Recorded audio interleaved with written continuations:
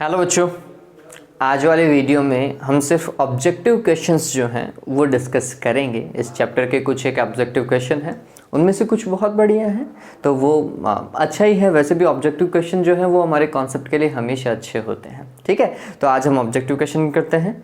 Introduce करता हूँ अपने आप को। मैं हूँ Prashant Maheshwari. Fun with physics YouTube channel पर आपका बहुत बहुत स्वागत है। चलिए सवाल करना चालू करते हैं।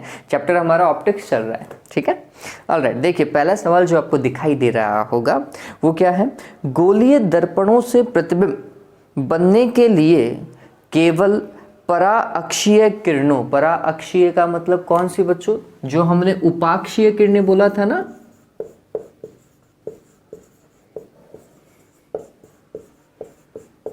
उपाक्षीय किरणें लिखा था नहीं लिखा था, ठीक, उन्हीं का ही क्यों उपयोग करते हैं ऐसा बोल रहा है ना, पर ही क्यों विचार करते हैं, क्योंकि, ठीक है, आपको कारण बताना है। क्या कारण बताना है, तो ये बात ध्यान में रखो कि अगर कोई किरण जो है वो पराअक्षीय मतलब अक्ष के पास में आ रही है, पोल के पास में आ रही है, तो उससे बनने वाला प्रतिबिंब जो होगा वो अधिक तीव्र और सुस्पष्ट होगा, बजाय कि किसके, सीमांत किरणों के। सीमांत किरणें कहाँ से आएंगी, वो किनारों से आएंगी। और मैंने आपको बताया था बच्चों, गोलीय विपतन का दोष है ना, वहां पे जिगजैग आकृति बन सकती है, तो उनका परावर्तन अनियमित हो सकता था एक बार के लिए, ठीक है, लेकिन इनका परावर्तन कभी अनियमित नहीं होगा। तो अगर बिंदु स्रोत से आ रही है तो उसका प्रतिबिंब भी डॉट बिंदु बनेगा। ठीक है, तो देखो क्या बोल रहा है, इन्हें ज्यामितीय रूप से काम लेना आसान होता है।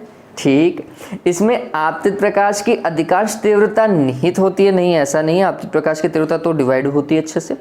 ये बिंदु स्रोत का लगभग बिंदु प्रतिबिंब बनाती है। बिल्कुल सही बात है ये, बिल्कुल सही बात है ये। तो इसका स ऑप्शन होगा, ये बात ध्यान में रखना। इनका न्यूनतम विक्षेपण नहीं, ऐसा नहीं है। चलिए दूसरा सवाल देखें, तो इसका ऑप्शन आपको पता चल गया ना, पहले का क्या है, स है, ये बिंदु स्रोत का लगभग बिंदु प्रतिबिंब बनाती है। दूसरा क्वेश्चन देखें, एक 20 सेंटीमीटर फोकस दूरी के अवतल दर्पण से 30 सेंटीमीटर दूर रखा बिंब है तो प्रतिबिंब की प्रकृति और आवर्धन होगा। थोड़ा सा समझ लेते हैं एक बार के लिए। ये क्या बोल रहा है कि 20 सेंटीमीटर फोकस दूरी का अवतल दर्पण, दूसरा क्वेश्चन मैं बता रहा हूं, अवतल दर्पण और 20 सेंटीमीटर का है ना, तो ये हमने बोला कि ये 20 सेंटीमीटर है। ठीक, अब वस्तु कहाँ रखी हुई है, 30 सेंटीमीटर पर, 30 पर, यहां पर कोई वस्तु रखी हुई है ऐसे। ठीक, तो बोल रहा है कि इससे बनने वाला प्रतिबिंब कैसा होगा, उसकी प्रकृति आपको बतानी है, वास्तविक होगा, आभासी होगा, ऐसा पूछ रहा है ना। हाँ, ऐसा पूछ रहा है। और क्या पूछ रहा है, उसका आवर्धन कितना होगा, और आवर्धन का तो इन्होंने भैया मान दे दिया है। ठीक है, अब देखो थोड़ा सा समझते हैं। अवतल दर्पण है, क्लियर है ये बात। वस्तु जो है ये अगर f है तो फिर 2f तो यहां होगा, क्यों, क्योंकि ये 20 है तो वो 40 में होगा, तो वस्तु f और 2f के बीच में है, तो प्रतिबिंब कहां बनेगा, आंसर है 2f से परे और बड़ा, यही होगा। तो हमने बोला 2f से परे और बड़ा बनेगा, और उल्टा है तो हमने बोला प्रतिबिंब वास्तविक है ना, पहला वास्तविक है और इसके साथ में वो उल्टा बनेगा, उल्टा बनेगा और आवर्धित भी है, बड़ा है ना, क्या है, आवर्धित है।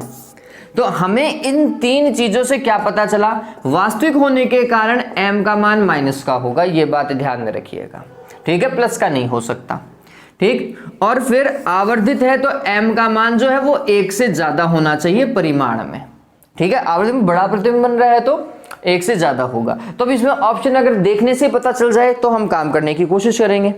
तो देखिए, वास्तविक जो है वो दो जगह पर दे रखा है, ए और से में, और एक में माइनस का 2 दे रखा है और एक में प्लस का 2 दे रखा है m का मान। अब गौर कीजिए बच्चों, आभासी तो वैसे भी ऑप्शन से हट गया, वास्तविक बन रहा है, m का मान 1 से ज्यादा है, ठीक है, लेकिन m का मान कैसा होना चाहिए वास्तविक के लिए, ऋणात्मक होना चाहिए, प्लस का नहीं होगा। तो आपका ऑप्शन ऑटोमेटिकली क्लियर हो गया। ऑप्शन क्या आएगा बच्चों, वास्तविक और -2। कैलकुलेशन करने की जरूरत ही नहीं पड़ी -2 के लिए। आप चाहें तो कैलकुलेशन कर सकते हैं, v का मान निकाल लो, u का मान दिया हुआ है 30 सेंटीमीटर, u का मान -30, v का मान भी माइनस में कुछ आएगा, कैलकुलेशन कीजिएगा, आपको पता चल जाएगा।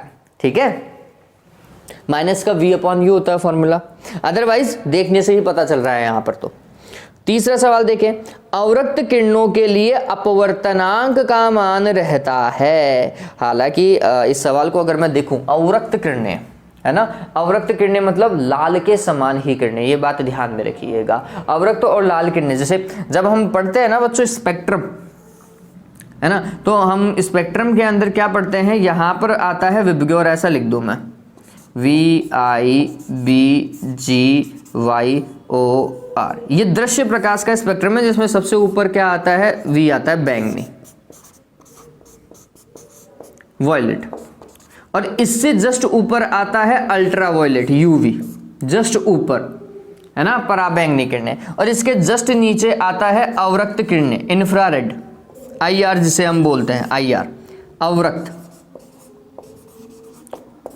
ठीक है, तो आप देखेंगे कि लाल के लिए अपवर्तनांक का मान किसके समान होता है, अवरक्त के बराबर होता है, और बैंगनी के लिए लगभग अपवर्तनांक का मान पराबैंगनी के लगभग में चला जाता है। ठीक, तो हम बोलते हैं यहां पर अगर आपको एक ऑप्शन दिखाई दे रहा होगा, कौन सा ऑप्शन है वो, ये लाल वर्ण के किरणों के समान, अवरक्त किरणों का जो अपवर्तनांक है वो किनके लिए, लाल के लगभग समान होता है। ठीक है, चलिए फोर्थ ऑप्शन क्या है, पूर्ण आंतरिक परावर्तन होता है यदि, देखो दो कंडीशन बताई थी पूर्ण आंतरिक परावर्तन के लिए, आपतन कोण का मान क्रांतिक कोण से ज्यादा होना चाहिए। दूसरा मैंने बताया था कि प्रकाश जो है वह सघन माध्यम से विरल माध्यम की ओर गमन करना चाहिए। अब इनमें से जो कंडीशन दिखाई दे रही है वो देख लीजिएगा, प्रकाश विरल से सघन नहीं, पहला ऑप्शन नहीं है। बी ऑप्शन देखिए, प्रकाश जो है वो सघन माध्यम से विरल माध्यम में प्रवेश करता है, बिल्कुल सही बात है, ये बिल्कुल सही बात है, बी ऑप्शन इसका बिल्कुल परफेक्ट है। अगला देखिए फिफ्थ वन, 4 तक कर चुके हैं, 5वां सवाल देखिए, आपको दिखाई दे रहा होगा,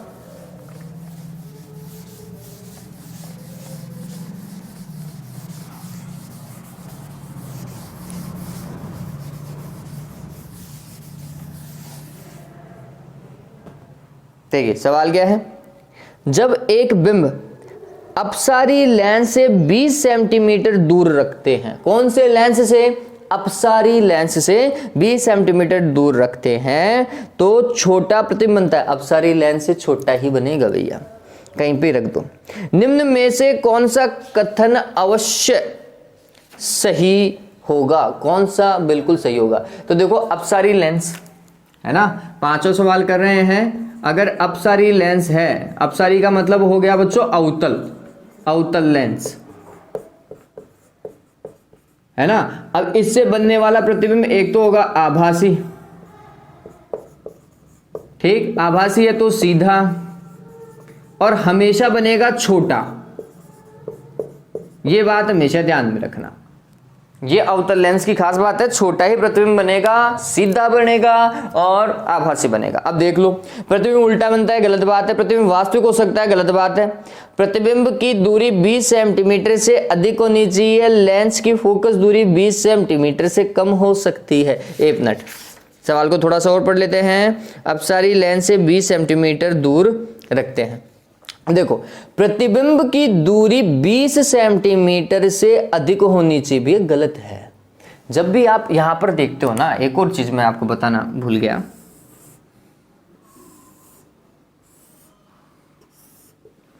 ये लेंस है ना,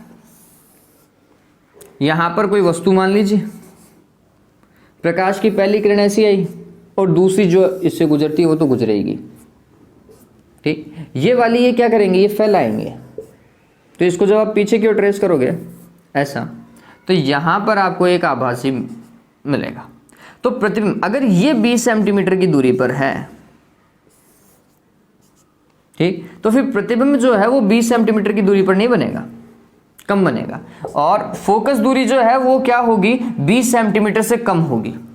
वस्तु अगर इस तरफ रखिए तो फोकस दूरी जो है वो वास्तविकता में क्या है, 20 सेंटीमीटर से कम होगी, ये हमें थोड़ा सा पता चल रहा है। तो देखिए वो क्या बोल रहा है, तो इसका ऑप्शन अगर आप 5वें का देखेंगे बच्चों तो आपको ज्यादा सही दिखाई देगा, लेंस की फोकस दूरी जो है वो 20 सेंटीमीटर से क्या हो सकती है, कम हो सकती है, ये एक संभावित मान है।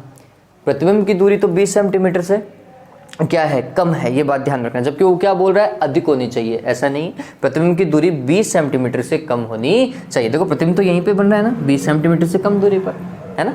चलिए, तो ये ध्यान में रखिएगा, इसका द एक संभावित ऑप्शन हो गया हमारे पास में। ऑलराइट, छठा देखिए, प्लस का 6 डायऑप्टर शक्ति वाला एक उत्तल लेंस -4 डायऑप्टर शक्ति वाले एक अवतल लेंस के संपर्क में रखते हैं, संयुक्त लेंस की फोकस दूरी तथा प्रकृति क्या होगी। छठा बहुत सिंपल सवाल था। P1 = 6 डायऑप्टर, P2 = -4 डायऑप्टर, ऐसा है ना, -4 ही दे रखा है। तो टोटल पावर ऑफ कॉम्बिनेशन क्या होगा, P1 + P2, 6 - 4 कितना, 2 डायऑप्टर। P का मान कैसा आ रहा है, प्लस का आ रहा है, प्लस का आ रहा है तो फिर कॉम्बिनेशन होगा अभिसारी, है ना, अभिसारी। ठीक, फोकस दूरी F क्या हो जाएगी, हमने बोला 1/P, 1 डिवाइडेड बाई P का मान कितना, 1/2, मतलब 0.5 मीटर, मतलब 50 सेंटीमीटर।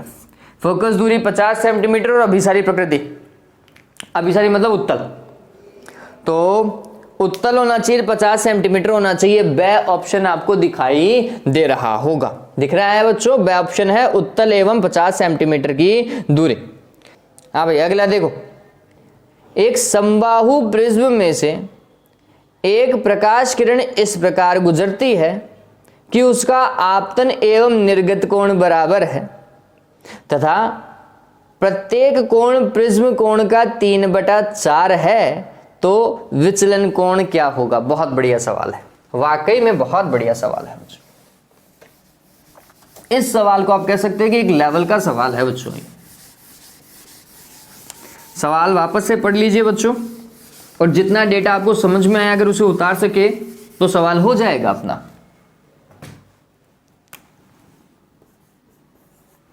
देखो क्या बोल रहा है, बताता हूं। समबाहु प्रिज्म, ये समबाहु प्रिज्म, तो ये कोण जो प्रिज्म कोण होता है ए, वो कितना हो गया, 60 डिग्री का हो गया। पहली चीज फिक्स हो गई। में से एक प्रकाश किरण इस प्रकार गुजरती है कि उसका आपतन और निर्गत कोण बराबर है, आपतन और निर्गत कोण बराबर है, तो जो विचलन होगा वो बच्चों न्यूनतम होगा। ये बात ध्यान में रखना, न्यूनतम विचलन की अवस्था होगी। न्यूनतम विचलन की अवस्था के अंदर बच्चों दो चीजें हमें हमेशा ध्यान में रखनी है। आर की वैल्यू क्या होती है, a/2 होती है, और आई की वैल्यू क्या होती है, del m + a/2 होती है। ये न्यूनतम विचलन की अवस्था में हमने sin i/sin r लिखा था। आई का मान तो ये आ रहा था और आर का मान ही आ रहा था, याद है नहीं आ रहा, यही तो आ रहा था ना। अरे भाई अपवर्तनांक क्या लिख रहे थे, sin i, आई की जगह आपने क्या लिखा था, del m + a/2 यही लिखा था, divided by sin r, r की जगह आपने क्या लिखा था, a/2 लिखा था, यही अपवर्तनांक निकाला था। ये कब निकाला था, न्यूनतम विचलन की अवस्था में निकाला था।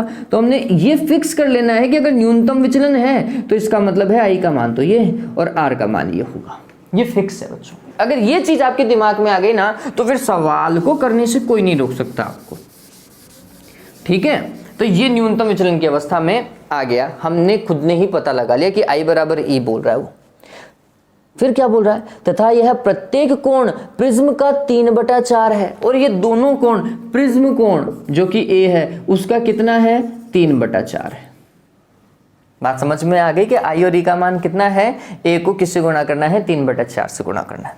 चलिए, तो फिर क्या बोल रहा है, वो बोल रहा है कि विचलन कोण का मान क्या होगा, मतलब डेल का मान क्या होगा। ये वाला इक्वेशन यूज करूंगा मैं, ये तो हमने लिखा आई, चलो यहाँ पे तो लिखा हुआ है, मान ही रख देता हूं। आई की जगह कितना लिखूंगा, 3/4a, ठीक है, = del m + a/2। इससे गुणा कर दो या फिर इससे काट दो, काट दोगे तो यहाँ पे 2 आ जाएगा, तो ये हो जाएगा 3/2a बराबर del m + a को उठा करके इस तरफ पटको, ठीक है, या फिर a का मान रख दो, जैसा भी कोई दिक्कत नहीं है, a का मान रख दो तो भी कोई दिक्कत नहीं है, नहीं तो बाद में रख दीजिएगा। तो ये हो जाएगा 3/2a - a बराबर del m, ठीक है। कितना हो जाएगा, 3/2 मतलब 1.5 में से a घटाओगे तो आधा बचता है क्या, 0.5a बराबर del m।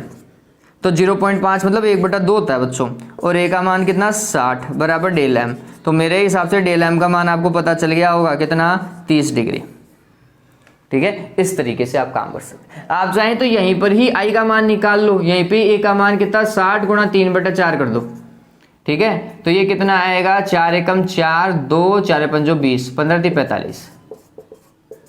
ठीक है, तो यहां पर आई का मान 45 रख करके डेल एम क्वेश्चन मार्क है वो तो निकालना है, ए का मान 60 रख दीजिएगा, फिर भी कैलकुलेशन करोगे तो भी आ जाएगा। तो ये डिपेंड करता है कि आप ऐसा करना चाहते हैं या पहले ही मान रख के करना चाहते हैं। वैसे मान रख के करोगे तो थोड़ा सा आपके लिए सिंपल पड़ेगा, है ना। तो सवाल अच्छा था, ये बहुत अच्छा सवाल है। आंसर कितना आएगा 30 डिग्री आएगा। ठीक है, ओके, अगला देखें। क्लियर, 30 डिग्री आंसर देखिएगा इसका, द ऑप्शन आएगा। अब क्या बोल रहा है 8वां सवाल, संयुक्त सूक्ष्मदर्शी के अभिदृश्य लेंस से बना प्रतिबिंब होता है। अभिदृश्य लेंस से कैसा प्रतिबिंब बनता है बच्चों, कैसा, चलो थोड़ा सा गौर करते हैं। संयुक्त सूक्ष्मदर्शी से अंतिम प्रतिबिंब कैसा बनता है?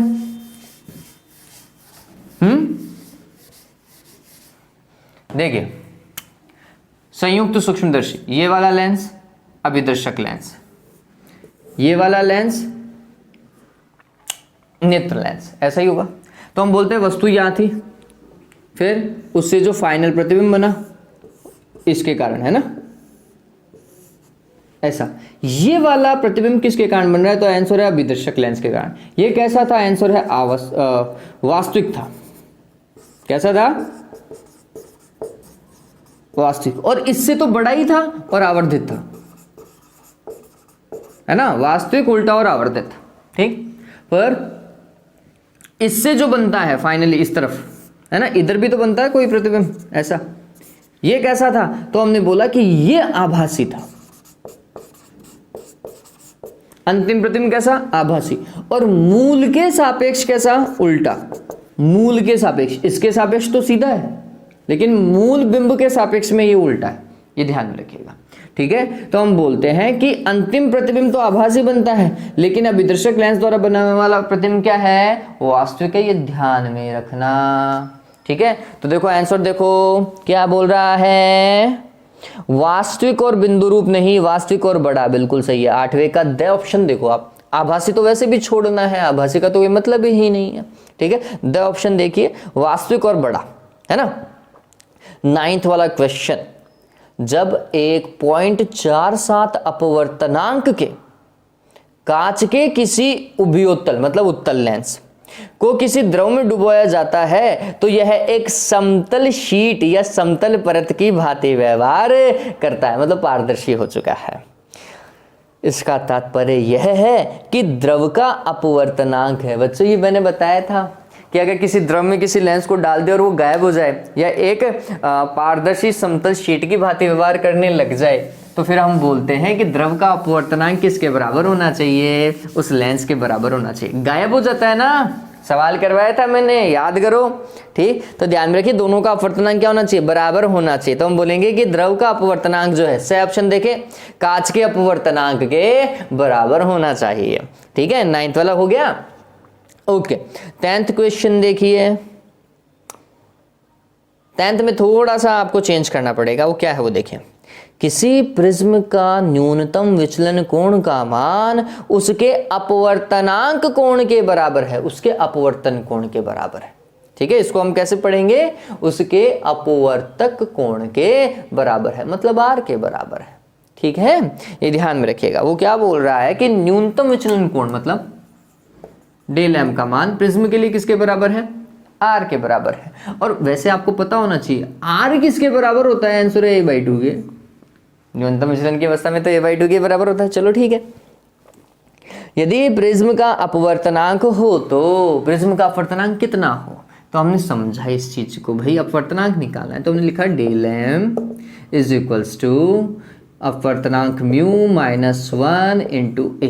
यही है, डेल एम का मान मैं कितना लिखूं? a/2 is equals to mu minus 1 into A, cancel. ठीक, 1/2 is equals to mu minus 1, इसको उठाकर किस तरफ लेकर के आओ? Is equals to mu. तो म्यू का मान कितना? 3/2। कितना आ रहा है? 1.5 आ रहा है, 1.5। ठीक, तो हम बोलेंगे कि ये जो म्यू अपवर्तनांक का मान है ना वो लमसम है बच्चों, लमसम 1.5। ठीक, तो आप देखो पहला ऑप्शन √2 और 2 के बीच, हाँ हो सकता है √2 मतलब 1.414 और 2 के बीच आप देखोगे तो 1.5 उसी के बीच में आ रहा है, बिल्कुल ठीक बात है। दूसरा क्या बोल रहा है 1 से कम, नहीं ये 1 से ज्यादा है। तीसरा क्या बोल रहा है 2 से अधिक, नहीं ये 2 से कम है। चौथा क्या बोल रहा है √2 और 1 के बीच, एक तो 1 ही हो गया, √2 1.414, आप गौर करो, नहीं ये तो इससे ज्यादा है। ठीक, तो ऑप्शन सबसे सही कौन सा बैठ रहा है हमारे पास में, ए ऑप्शन बैठ रहा है, √2 और 2 के मध्य। ठीक है, अरे चलिए अगला देखते हैं।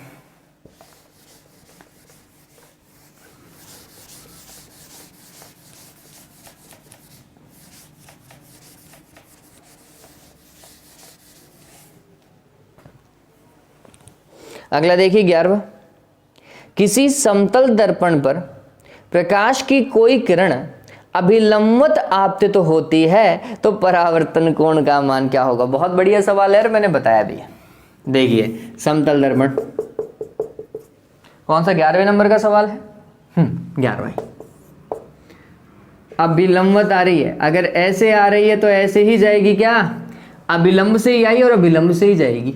ठीक, तो आपतन कोण आई का मान भी कितना था 0 डिग्री था, और अपवर्तन को परावर्तन कोण का मान भी कितना होगा 0 डिग्री होगा, ये ध्यान में रखिएगा, है ना। ये सिचुएशन बहुत प्यारी सिचुएशन है बच्चों। तो आंसर क्या होना चाहिए, आंसर है 0 डिग्री होना चाहिए कि परावर्तन कोण का मान कितना है 0 डिग्री। फिर 12वां देखिए, एक अवतल दर्पण की फोकस दूरी 20 सेंटीमीटर, डन है। दर्पण के सामने 20 सेंटीमीटर दूरी पर वस्तु रखने पर उसका प्रतिबिंब क्या बनता है। अरे फोकस दूरी जितनी है वहीं पर ही आप प्रतिबिंब रख रहे हो, एफ पे रख रहे हो। देखो सवाल पढ़ो, 20 सेंटीमीटर पे रखा हुआ है, 20 सेंटीमीटर पे वस्तु रखी हुई है। अगर वस्तु फोकस पे रखी हुई है तो अंतिम प्रतिबिंब कहाँ बनेगा, आंसर है अनंत पर बनेगा। ऑप्शन क्या आना चाहिए, अनंत पर, द ऑप्शन आना चाहिए 12वें का। ठीक है, अब अगला देखिए 13th, पृथ्वी पर स्थित प्रेक्षक को तारे टिमटिमाते हुए प्रतीत होते हैं, इसका कारण है अपवर्तन, है ना। इसका कारण क्या है, अपवर्तन। और अपवर्तन क्यों होता है, क्योंकि माध्यम बीच में अलग अलग होता जाता है ना। कहीं माध्यम सघन है, कहीं माध्यम विरल है, इसलिए। तो क्या है, निरंतर प्रकाश उत्सर्जित नहीं करते, ये हटाओ इसे। तारों के प्रकाश का इनके वायुमंडल द्वारा आवृत्ति अवशोषण नहीं, ऐसा कुछ नहीं होता, अपवर्तन में आवृत्ति पर कोई प्रभाव नहीं पड़ता है। ठीक है, से देखिए, तारे के प्रकाश का पृथ्वी के वायुमंडल द्वारा आवृत्ति अवशोषण नहीं भैया। पृथ्वी के वायुमंडल में अपवर्तनांक का घटना और बढ़ना, बिल्कुल अपवर्तनांक चेंज होगा, इसका मतलब माध्यम चेंज होगा। ठीक है, तो ये ऑप्शन बिल्कुल सही है, द। पृथ्वी के वायुमंडल में अपवर्तनांक का घटना और बढ़ना, परिवर्तित होते रहना। ठीक है, तो ये द ऑप्शन आएगा इसका। 14th देखिए, किसी प्रिज्म से यदि पीला प्रकाश न्यूनतम विचलन पर अपवर्तित होता है ना, आर का मान 90 डिग्री है, तब देखो न्यूनतम एक मिनट, 90 डिग्री नहीं, मैं गलत पड़ गया। ओके, वो क्या बोल रहा है, प्रिज्म से बोल रहा है ना, ओ ये TIR का नहीं है।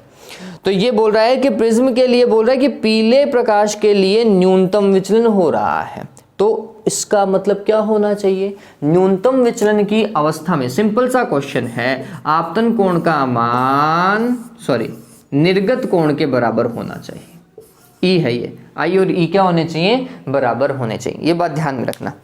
तो आपतन कोण और निर्गमन कोण बराबर होता है, बिल्कुल सही बात है। आपतन कोण और निर्गमन कोण का योग 90 डिग्री नहीं है, ऐसा तो कहीं लिखा हुआ नहीं था।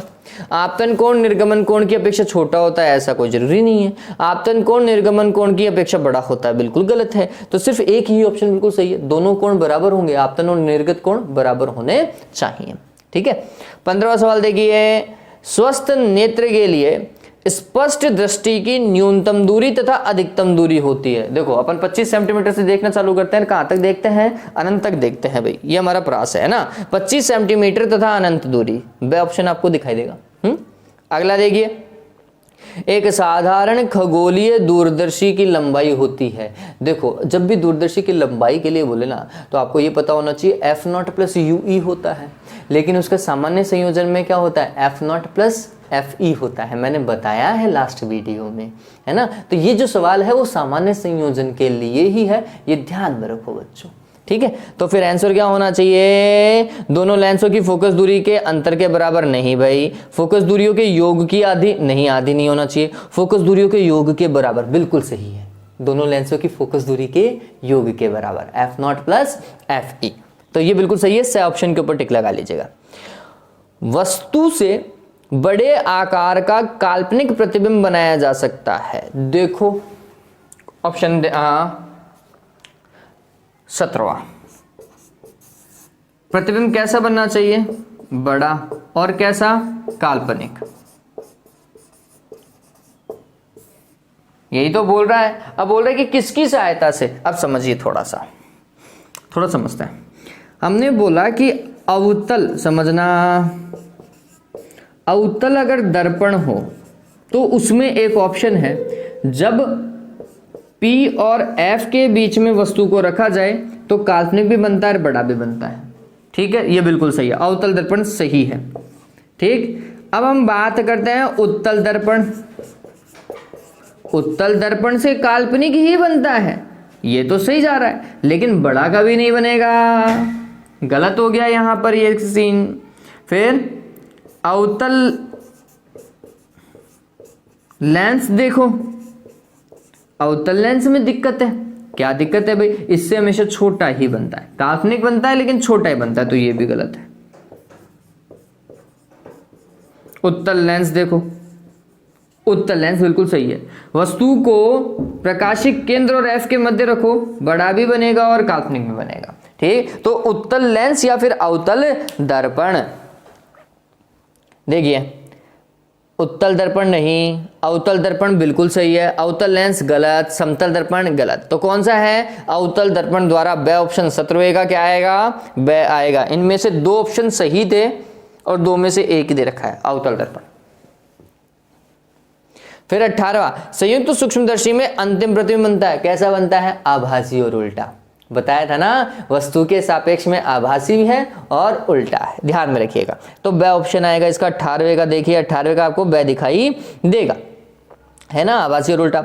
19वां देखें, परावर्तक दूरदर्शी में अभिदृश्य लेंस के रूप में प्रयोग किया जाता है, कौन से का भाई, अवतल या उत्तल, अवतल दर्पण का, है ना, बता रखा है अवतल दर्पण, द ऑप्शन आएगा।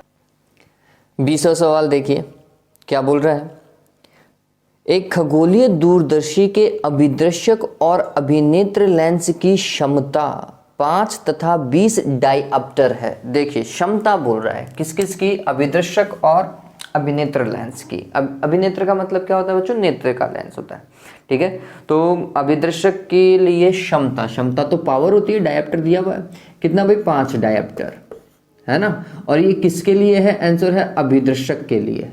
और अगर हम बात करें नेत्रिका की, नेत्रिका को ई से प्रदर्शित करते थे, ठीक, उसके लिए हमें कितना दे रखा है, 20 डायऑप्टर दे रखा है, यही बात है। अब क्या बोल रहा है, इनसे प्रतिबिंब अनंत पर बनता है, मतलब सामान्य संयोजन है। दूरदर्शी की आवर्धन क्षमता m क्या होगी, m पूछ रहा है, ठीक। आप सभी को पता है m का फॉर्मेट क्या होता है, f0 डिवाइडेड बाय fe, यही करते हैं, लेकिन यहाँ पे तो p में दे रखा है, तो फिर मैं f0 को क्या लिख सकता हूँ वो समझिए। f इक्वल्स टू क्या होता है, 1/p होता है, तो मैं f0 की जगह लिखूंगा 1/p0, ठीक है। और fe की जगह क्या लिखूंगा, 1/pe। ये pe कहाँ जाएगा, ऊपर की ओर जाएगा, तो ये हो जाएगा pe डिवाइडेड बाय p0। ये किसका फॉर्मूला हो गया, आवर्धन क्षमता का फॉर्मूला हो गया। अब pe का मान तो दिया हुआ है बच्चों, कितना, 20।